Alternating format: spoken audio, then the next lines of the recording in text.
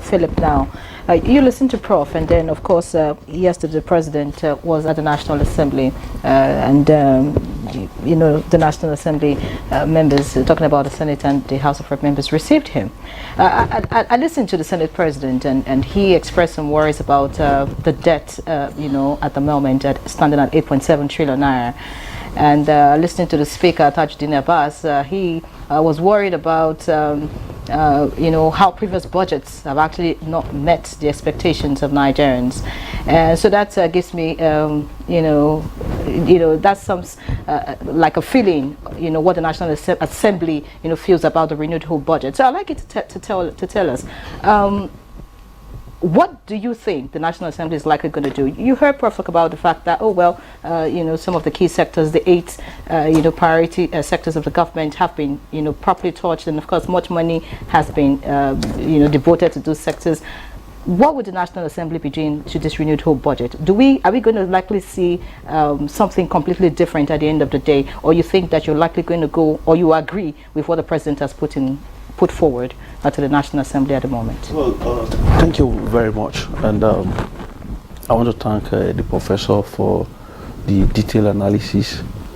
The Renew Hope budget, which we received yesterday, it's a replica, you know, it captures our priorities in the National Assembly, particularly the 10th House of Representatives legislative agenda.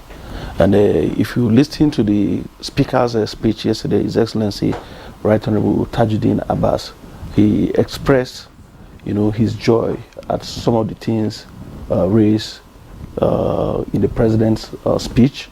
And again, he equally pointed out the fact that the implementation of the budget must affect the common citizens of this country. Remember that these are the very people who have voted us into office.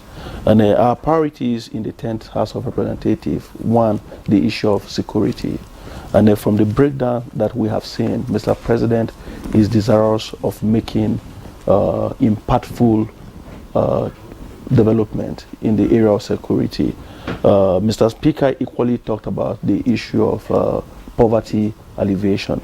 And that again, we have seen Mr. President, you know, making efforts in that area. So for us in the 10th House of Representatives, particularly generally the National Assembly, what we want to see in the next few days, you know, is a concerted effort and partnership between the Parliament and the Executive.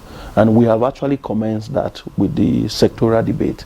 About 2 weeks ago, we received the nation's service chiefs, the CDS, the Inspector General of Police, and all the security chiefs were in the Parliament, you know, to brainstorm and deliberate, you know, for us to look at their challenges and possible ways, you know, towards making interventions through the budget, lawmaking, and even oversight functions. And just like we had envisaged, you know, situations like this, when we came on board, His Excellency Right Honorable Tajuddin Abbas, in his wisdom, you know, decided to create about 139 committees, you know, to properly oversight the MDAs. At that point, Nigerians were actually screaming, why duplicating, why, you know, expanding the committees? But today, we are being faced with that reality, and we cannot see the wisdom of the leadership of the House of Representatives, because today we have just 30 days to do justice to this document presented to us by Mr. President.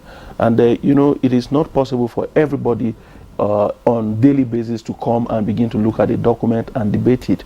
But when you push them to committee levels, you know, you just divide the document into the various sectors, the MDAs, and you send them to the committees. So within a period of 1 week or two, they are able to invite the leadership of the various MDAs to look at the details, and the committees will be able to come up with something which will be presented to the entire House for consideration. Now, if you come to the National Assembly, the people we have in the committees that are directly supervising the issue of finance, budgeting, appropriation, they are also credible people.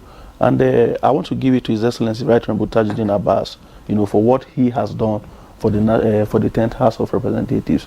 These committees are peopled by persons, you know, with the intellectual and technical know her to address these issues. And that is why for the first time in the National Assembly, the issue of committee distribution was not on the basis of juicy committee or who knows who or who knows that. It is purely, looking at your background before coming into Parliament, where you are coming from, what you have been able to do in the past, and where exactly you fit into solving the nation's problems. And that's why we have, people who have military background in the Security Committee, people with finance background in the Committee for Budget, Appropriation, and all of that. So far, so good. I want to assure Nigerians that we're not just only equal to the tax, but we are desirous of, giving the best as far as this budget document is concerned. Thank you, Honorable. Back to